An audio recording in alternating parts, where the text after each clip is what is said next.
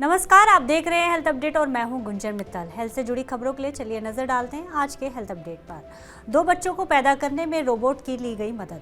जी हां, मामला स्पेन का है, जहां इन विट्रो फर्टिलाइजेशन के जरिए रोबोट्स की मदद ली गई और इसकी मदद से 2 बच्चियों को पैदा किया गया। स्पेन के एक स्टार्टअप ओवर्च्योर लाइफ ने एक महिला के गर्भ को रोबोट्स द्वारा इंसेमिनेट किया। रोबोट्स को कंट्रोल करने के लिए PlayStation 5 के गेमिंग कंसोल की मदद ली गई, जिसकी वजह से महिला गर्भ धारण कर पाई।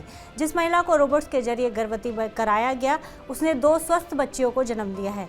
ओवर्च्योर लाइफ के लैब में स्टूडेंट इंजीनियर एडवर्ड अल्बा ने PlayStation 5 कंसोल की सुई से एक सिंगल स्पर्म को महिला के भ्रूण में डाला। इससे पहले इस काम की 12 बार प्रैक्टिस की गई थी। एडवर्ड अल्बा ने MIT टेक्नोलॉजी रिव्यू को बताते हुए कहा कि मैं इसे एक एक्सपेरिमेंट के तौर पर कर रहा था। हालांकि बाद में एक ज़रूरतमंद महिला को इस तकनीक की बदौलत मां बनाया गया। ये बहुत खुशी की बात है। अभी हो सकता है कि एक छोटा कदम हो, लेकिन ये भविष्य में बड़ी उपलब्धि होगा। US जाने वालों के लिए कोविड वैक्सीन लेना अब नहीं होगा अनिवार्य।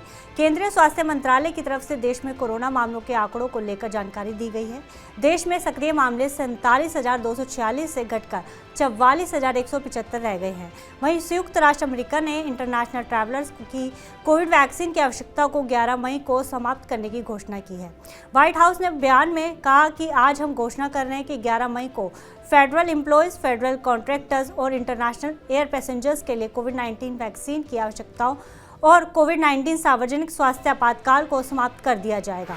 ई सिगरेट और वेपिंग को लेकर ऑस्ट्रेलिया सरकार सख्त। ऑस्ट्रेलिया ने मंगलवार को ई सिगरेट कानूनों को कड़ा करने का प्रस्ताव रखा है। विशेष रूप से बच्चों के बीच वेपिंग पर रोक लगाने के लिए आयात और पैकेजिंग पर नए नियंत्रण शामिल हैं, जो एक दशक से ज़्यादा समय में टोबैको इंडस्ट्री पर सबसे बड़ी कार्रवाई है।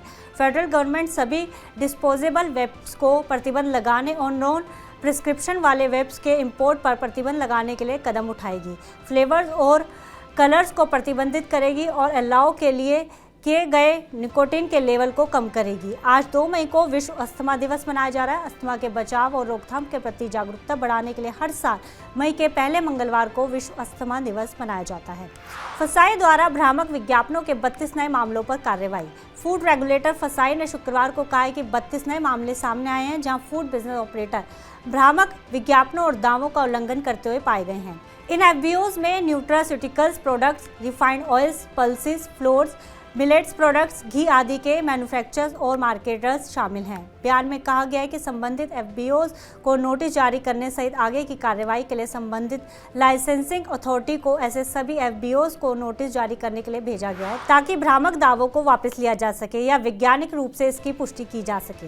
हैदराबाद में अजीबोगरीब मामला, बिल्कुल ठीक आंखों के बाद भी नहीं देख पा रहा शख्स।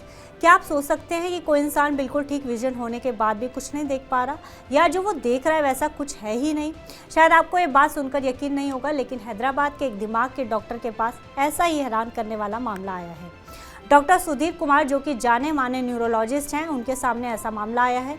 परिवार वालों ने एक रात पहले नोटिस किया कि वो अजीब व्यवहार कर रहे हैं, क्योंकि वो दीवार और दरवाजे नहीं देख पा रहे हैं, उनका सामान नहीं देख पा रहे हैं, जबकि पेशेंट ये मानने को तैयार नहीं है। पहले उन्हें आंखों के डॉक्टर को दिखाया गया, जहां उनकी आंखों की रिपोर्ट पूरी तरह नॉर्मल आई।